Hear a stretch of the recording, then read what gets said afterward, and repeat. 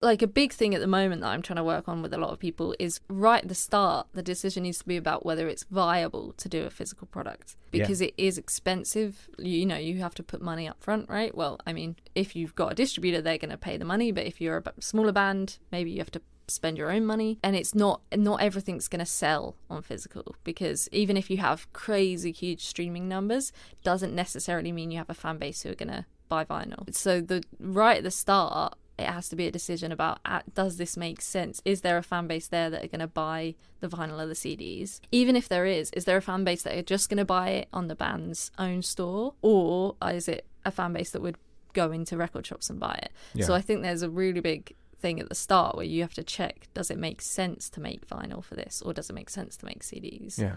And I think a lot of that does rely, I think, quite heavily on having experience with what does sell and understanding fan bases. So, yeah, right at the start, we're having conversations about, should we even do vinyl or CDs for an album? And then if we've decided that we definitely are doing it, then it's all about the artists coming to us with like, okay, we want to do vinyl. This is when the album's going to come out. And then it's looking at the timeline first, because everyone, like say with digital, you can have it out next week. So that's a lot of the challenge, because most people will be like, great, my album's going to come out next month and I want vinyl. And you're like, well, you're not going to be able to get vinyl next month. So either your release date, if you want your album to come out digitally and physically at the same time, you're going to have a really long lead time, or you're going to have to let the digital go out and then the vinyl's going to have to come later. So that's like a decision that they've got to make. Yeah. And it was during the pandemic, there was terrible lead times for vinyl.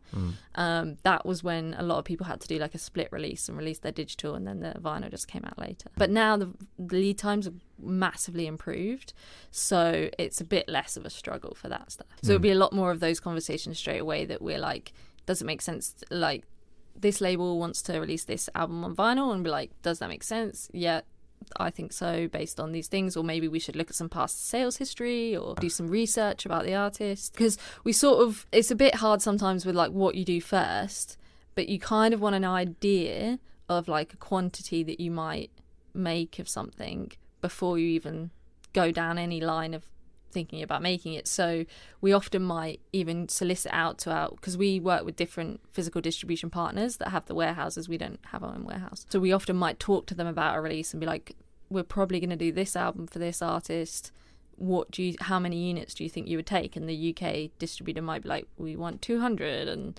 Europe might say 500, and then we'd sort of look at that all together and be like, this is a good idea or it isn't a good idea. I think those bits are the most complicated bits actually at the start, coming like doing all that and figuring that out, because once you've decided you're definitely going to do something, you know there's demand for it, then it's very much about talking to the artist about what the vinyl's going to look like. And often it might be quite simple. They might already have a designer who's done everything, and they're just like, yep, we just want a dual case CD and a regular spine sleeve vinyl, here's the artwork.